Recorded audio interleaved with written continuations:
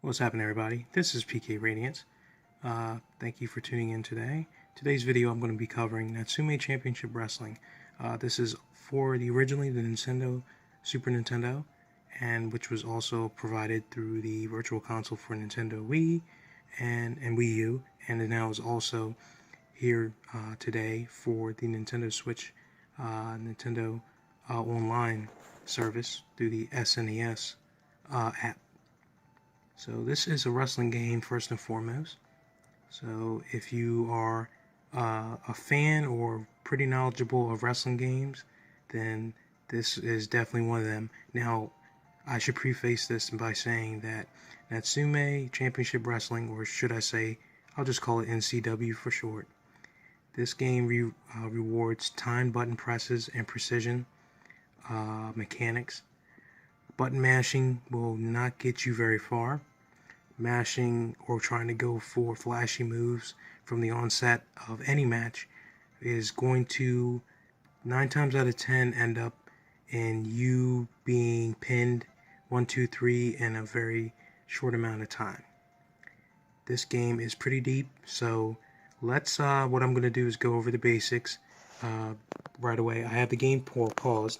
I'm doing a 2-player match, meaning I'm player 1 and player 2 is on the second controller. So right now I'm just doing this for practice reasons and actually to do this tutorial. There's plenty of videos online that talk about the game in general, its history, its impact that many folks have had experience playing while they were younger, back in when the game first initially released.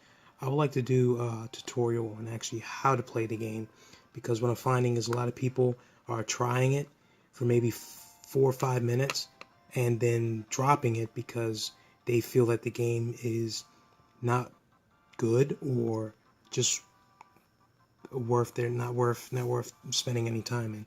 If you are a fan of wrestling games, or I guess what you could call combat sports, this game definitely, at first, honestly, I started playing it, I got my butt kicked within the first 3 minutes. The computer was grabbing me, kicking me, slamming me, throwing me, Irish whipping me, and I'm like, what the heck is going on?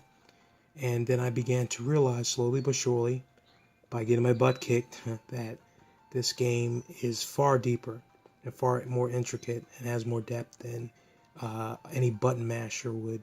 And again, don't get me wrong, there are wrestling games that reward button mashing, or you smashing the attack button first before your opponent, and then a flashy move will probably commence, and an awesome slam.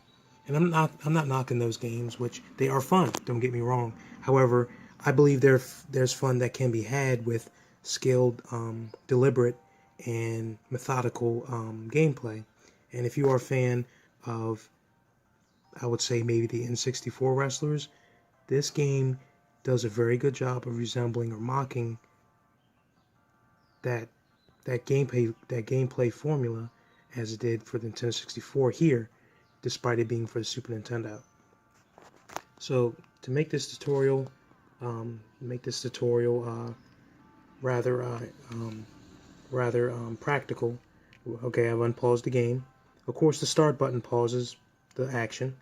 Select button doesn't do nothing in the in-ring while in the in-ring. Now you can use the D-pad or the analog stick. Well, it depends on whether you're using a Joy-Con or the Pro Controller, which is compatible with both. If you use the D-pad, like so, down is down in the ring, up is up, of course. Left moves your character away from your opponent, or left, and forward or right moves your character towards your opponent, or towards the right side of the ring. So right now I've initiated grapple. This is whether computer or opponent otherwise, you're going to initiate a grapple. And what happens is one opponent has to properly time an action or move. So when you're in a grapple, now again, this is automatic. When you're in proximity to your opponent, the grapple will initiate. So if, say, I press the A button, I will do a DDT. Alright, let's grapple again. If I press the B button, I'll do slam or suplex. I guess what you call a brainbuster suplex. Now, if I press Y while in a grapple, I do a body slam. Now, okay, grapple one more time, and if I press the X button, it'll initiate the Irish whip. Now, be mindful. Now, if I press the X button and not hit any left or right or directional buttons, then it will automatically Irish whip my opponent. I'm going to move out the way here. Now, what happens is until your opponent resumes or becomes or presses buttons, the opponent will have to mash buttons to whip themselves out of the maneuver and resume control of their player. You have the ability to counteract or counterattack and hit your opponent while they're running towards you.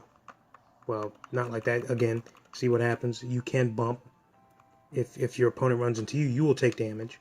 All right, and they can continuously run until one player or until the opponent that's Irish whipped assumes control and breaks out of the maneuver, or the player that initiated the whip does an attack.